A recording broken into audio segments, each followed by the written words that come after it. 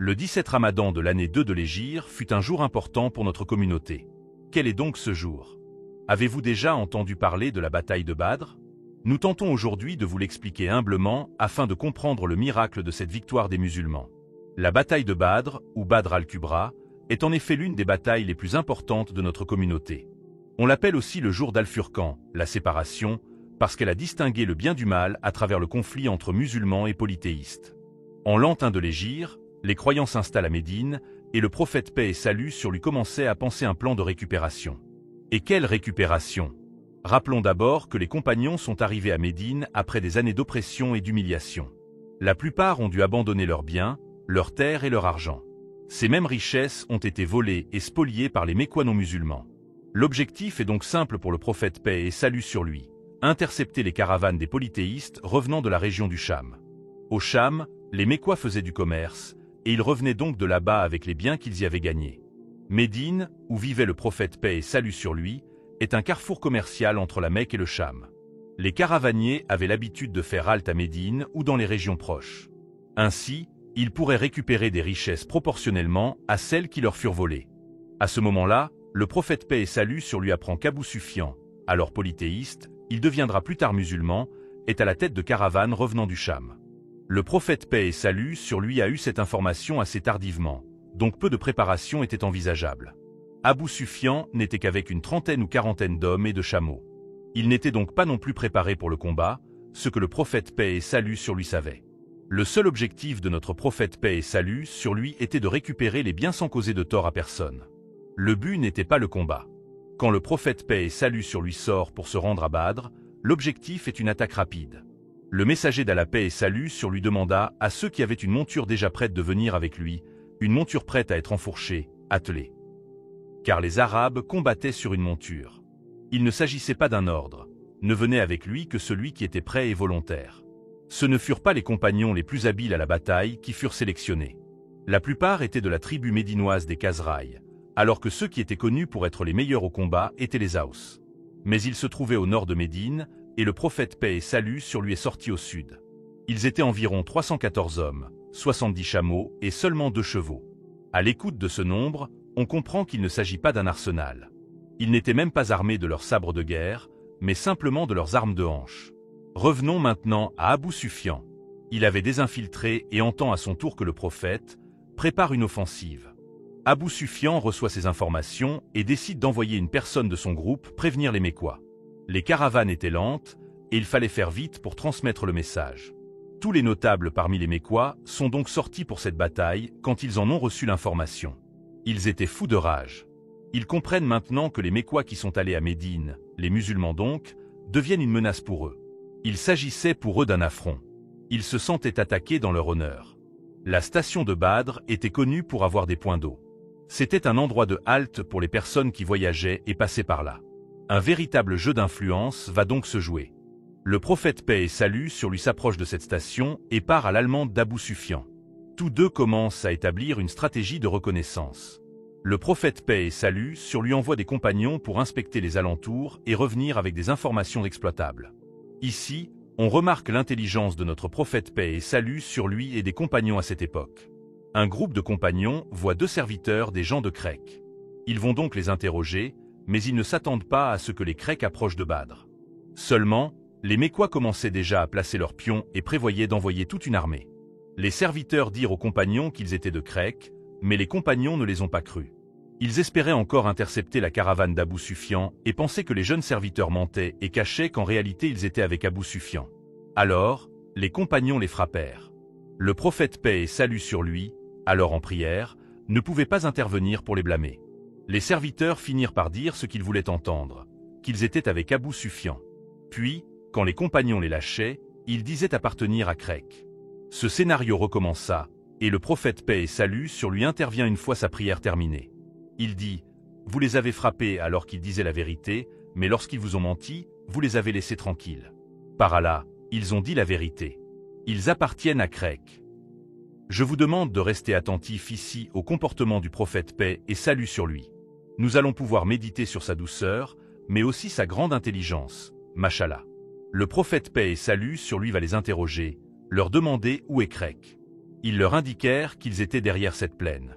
Donc, le prophète paix et salut sur lui demanda combien de personnes composaient l'armée, ce que les jeunes serviteurs ignoraient. C'est alors que le prophète paix et salut sur lui demanda « Combien de bêtes consomment-ils chaque jour ?» Pourquoi cette question?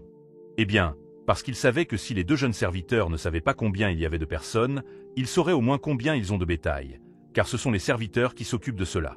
Poursuivons notre histoire. Les serviteurs dirent que certains jours ils égorgeaient 10 bêtes et d'autres 9. C'est un moyen ingénieux de pouvoir faire une estimation.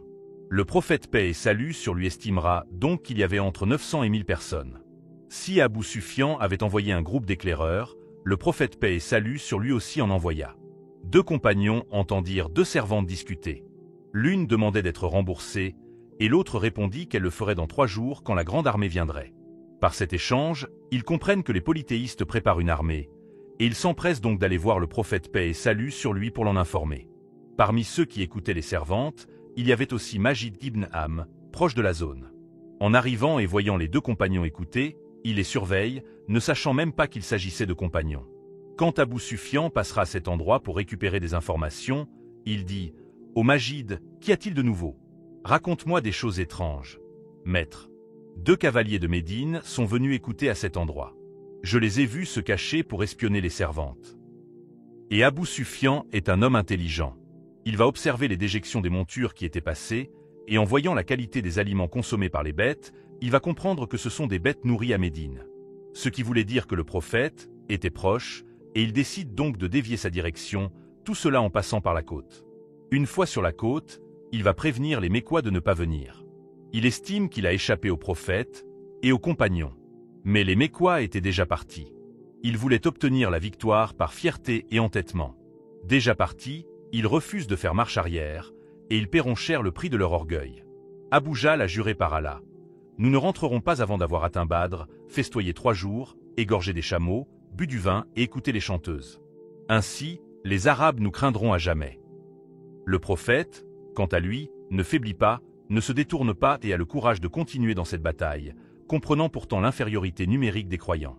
Venant de Médine pour s'installer, le prophète arrive en premier à Badr avec les compagnons. Il a la domination du terrain, ce qui est un atout non négligeable. Il est important de se rappeler que Badr est un point d'eau, comme nous l'avons mentionné tout à l'heure. Le prophète apprend que les Grecs arrivent en nombre. Il a envoyé ses éclaireurs, mais ils n'ont pas encore de plan de bataille établi. Ce n'est plus qu'Abou Sufyan et ses caravaniers, soit 30 à 40 hommes, mais environ 1000 personnes, dont 300 cavaliers, qui arrivent incessamment sous peu. Des événements prêtent donc une toute autre tournure. Le prophète demande aux compagnons leur avis. Doivent-ils repartir? En vérité, son questionnement avait un but bien précis. Il ne voulait pas repartir, mais il voulait sonder leur motivation et voir la hauteur de leur foi. Al-Miqdad lui dit notamment « Ô messager d'Allah, va vers ce que ton Seigneur t'a montré. Nous sommes avec toi. Par Allah, nous ne te dirons pas comme les enfants d'Israël ont dit à Moïse « Va combattre toi et ton Seigneur. Quant à nous, nous demeurons ici. » Non, nous te dirons « Va combattre toi et ton Seigneur, et nous combattrons avec vous. » Sadé ibn Muadéach, chef de la tribu des Ansar, compagnon de Médine, comprit ce qu'attendait le prophète. Il assura leur dévotion et leur engagement. Il dit notamment « Nous avons cru en toi et souscrit à ton message. Nous avons attesté que ce que tu as porté est la vérité, et nous nous sommes engagés à t'écouter et à t'obéir. Poursuis donc l'objectif que tu veux. Nous sommes avec toi.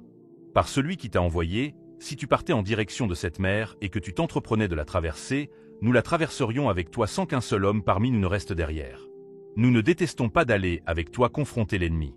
Nous sommes patients dans la guerre, sincères lors de l'affrontement. Que Allah nous donne de te faire voir un beau spectacle. Mène-nous donc avec la bénédiction d'Allah. » Ces mots réjouirent notre bien-aimé prophète, qui sut à ce moment-là qu'il était entouré d'hommes courageux et indéfectibles. Entrons maintenant dans le plan militaire.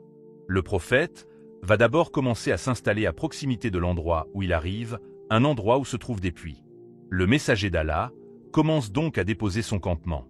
Mais le compagnon Alubab ibn al-Mundir, un homme qui connaissait bien le terrain, lui dit « Ô messager d'Allah, ce lieu de campement correspond-il à un choix divin auquel nous devons nous tenir, ou bien est-il gouverné par nos plans de bataille ?»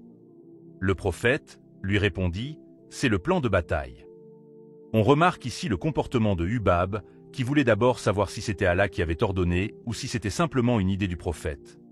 Alubab le conseilla alors, lui expliquant qu'il y avait des points plus intelligents à exploiter pour arriver à la victoire. Il lui propose donc de s'établir plus loin et de condamner tous les puits derrière eux pour ne pas laisser aux Grecs l'occasion de s'abreuver ou de se reposer avant la bataille. Badr est un endroit sec et désertique. L'eau est donc indispensable en ces temps de forte chaleur. Les croyants étaient en infériorité numérique, rappelant leur effectif, 70 chameaux, 2 chevaux et environ 314 hommes. Sur le chemin, ils montaient même les chameaux à tour de rôle, n'en ayant pas assez pour chacun, évoquant de nouveau l'intention de départ qui n'était évidemment pas l'effusion de sang. Nul ne part en guerre avec 2 chevaux. Les 2 chevaux étaient à Hazet Zuber et Al-Migdad, qui seront donc placés sur les côtés de la formation qui se met en place. Et les 2 armées se font maintenant face pour un choc mémorable. Aussi, à l'époque chez les Arabes, il y avait beaucoup de symboles durant les batailles. Parmi ces symboles, les étendards, Reya et Liwa. Reya, un drapeau distinctif pour une armée, le plus important. Si cet étendard tombe, l'armée est déclarée comme perdante. L'armée est démotivée. C'est un symbole que si personne ne relève, tout le monde est considéré vaincu. Pour garder l'étendard et combattre, il est nécessaire d'être un soldat aguerri. Liwa représente l'armée, mais ne représente pas directement la victoire. Le prophète donna donc à Ali ibn Abi Talib l'étendard, Reya, qui se rend donc avant même l'avant-garde, au début même de la formation de combat.